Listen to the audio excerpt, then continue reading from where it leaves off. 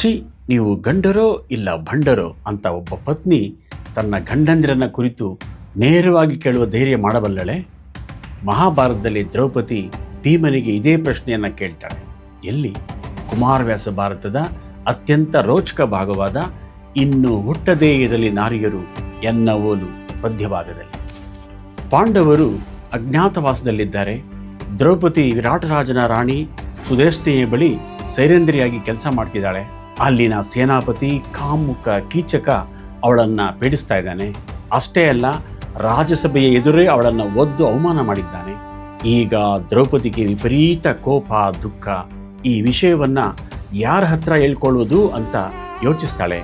ಆಗ ಅವಳಿಗೆ ತನ್ನ 5 ಗಂಡಂದಿರ ನಿಜವಾದ ಪರಿಸ್ಥಿತಿ ನೆನಪಾಗುತ್ತೆ. ಧರ್ಮರಾಯ ಇವನಿಗೆ ಧರ್ಮದ ಗರ ಹಿಡಿದಿದೆ, ಶಾಂತಿ ಸಹನೆ ಅಂತ ಸುಮ್ಮನಿರ್ತಾನೆ. ಅರ್ಜುನ ನನ್ನ ಮೇಲೆ ಪ್ರೀತಿ ಇದೆ, ಆದರೆ ಅಣ್ಣನ ಆಜ್ಞೆ ಮೀರೋಲ್ಲ. ನಕುಲ ಸಹದೇವರು ಇವರು ಆ ಕೀಚಕನೆಂಬ ನಾಯಿಯನ್ನ ಕೊಲ್ಲಲು ಅಸಮರ್ಥರು.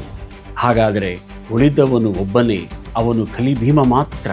ಅವನಿಗೇನಾದರೂ ತನಗೆ ಕಷ್ಟ ಬಂದಿದೆ ಅಂತ ಗೊತ್ತಾದರೆ ಸುಮ್ಮನಿರಲ್ಲ, ತಕ್ಷಣ ಸಿಡಿಯುತ್ತಾನೆ. ಅವನೇ ಮಿಡುಕುಳ್ಳ ಗಂಡ. ಅದಕ್ಕೆ ದ್ರೌಪದಿ ರಾತ್ರೋರಾತ್ರಿ ಭೀಮ ಮಲಗಿದ್ದ ಅಡುಗೆ ಮನೆಗೆ ಹೋಗ್ತಾಳೆ. ಒಂದು ವೇಳೆ ಭೀಮನಿಗೂ ಹೇಳಿ ಪ್ರಯೋಜನವಾಗದಿದ್ದರೆ ತಾನು ಘೋರವಾದ ವಿಷ ಕುಡಿದು ಪ್ರಾಣ ಕಳೆದುಕೊಳ್ಳುವುದು ಅಂತ ನಿರ್ಧಾರ ಮಾಡಿಯೇ ಅಲ್ಲಿ ಹೋಗುತ್ತಾಳೆ.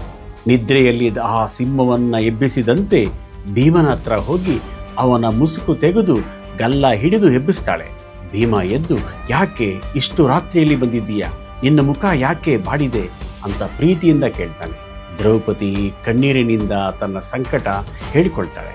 ನೋಡು ಭೀಮ, ನಿನ್ನಂಥ ಗಂಡಂದ್ರು ಇರುವಾಗಲೇ ಆ ಕೀಚಕ ನೆನ್ನೆ ಎಲ್ಲರ ಎದುರು ನನ್ನನ್ನು ಒದ್ದ.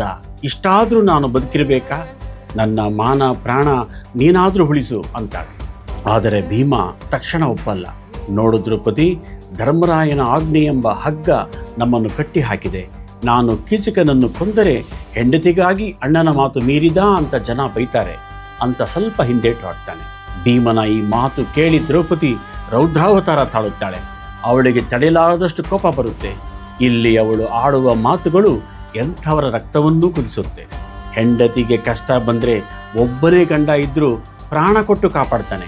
ಆದರೆ ನೀವು 3 ಲೋಕದ ಗಂಡಂದಿರು 5 ಇದ್ರೂ ನನ್ನೊಬ್ಬಳನ್ನ ಕಾಪಾಡೋಕ್ಕೆ ಆಗ್ತಿಲ್ಲ. ಛೀ, ನೀವು ಗಂಡಸರೋ ಅಥವಾ ಭಂಡರೋ ಅಂತ ನೇರವಾಗಿ ಕೇಳ್ತಾಳೆ. ನೀವೆಲ್ಲ ಯಮನನ್ನೇ ಸೋಲಿಸೋ ತಾಕತ್ತಿದೆ ಅಂತೀರಾ, ಆದರೆ ಅನ್ನ ತಿನ್ನೋಕ್ಕೆ ಮಾತ್ರ ಬದುಕಿದ್ದೀರಾ ಅಂತ ಬೈತಾಳೆ. ದ್ರೌಪದಿ ತನ್ನ ಅಳಲನ್ನ ವ್ಯಕ್ತಪಡಿಸುತ್ತಾ ತನಗಾದ 3 ಅವಮಾನಗಳನ್ನು ನೆನಪಿಸಿಕೊಳ್ಳುತ್ತಾಳೆ. ಕೌರವನ ಸಭೆಯಲ್ಲಿ ಸೀರೆ ಎಳೆದಿದ್ದು, ಕಾಡಿನಲ್ಲಿ ಸೈಂಧವನಿಂದ ಅಪಹರಣ, ಮತ್ತು ಈಗ ಕೀಚಕನ ಒದೆತ. ಅಷ್ಟೇ ಅಲ್ಲ, ನನ್ನ ಹಾಗೆ ಕಷ್ಟಪಟ್ಟವರು ಯಾರೂ ಇಲ್ಲ. ಇನ್ನು ಮೇಲೆ ನನ್ನ ಹಣೆ ಬರಹ ಯಾವ ಹೆಣ್ಣಿಗೂ ಬೇಡ. ನನ್ನಂತೆ ಅವಮಾನಕ್ಕೆ ಒಳಗಾಗುವ ಹೆಂಗಸರು ಇನ್ನು ಭೂಮಿಯ ಮೇಲೆ ಹುಟ್ಟದಿರಲಿ. ಹೆಂಡತಿಯನ್ನು ಕಾಪಾಡದ ನಿನ್ನಂಥ ಗಂಡಂದಿರು ಕೂಡ ಇನ್ನು ಹುಟ್ಟದೇ ಇರಲಿ ಅಂತ ಶಪಿಸುತ್ತಾಳೆ. ದ್ರೌಪದಿ ವಿಷ ಕುಡಿದು ಸಾಯ್ತೀನಿ ಅಂದದ್ದು ಭೀಮನ ಮನಸ್ಸನ್ನು ಕರಗಿಸುತ್ತೆ.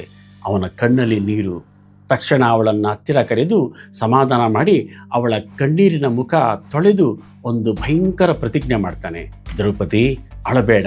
ಇವತ್ತು ನಾನು ಅಣ್ಣನ ಆಜ್ಞೆಯ ಗೆರೆಯನ್ನು ದಾಟುತ್ತೇನೆ. ಆ ಕೀಚಕನ ಎದೆಯನ್ನ ಸೀಳಿ ಹಾಕ್ತೀನಿ. ಇದಕ್ಕೆ ಯಾರಾದರೂ ಅಡ್ಡಿ ಬಂದರೆ ಅವರನ್ನೂ ಮುಗಿಸ್ತೀನಿ. ಒಂದು ವೇಳೆ ಕೌರವರಿಗೆ ಗೊತ್ತಾದರೆ ಅವರನ್ನೂ ಕೊಚ್ಚಿ ಹಾಕ್ತೀನಿ.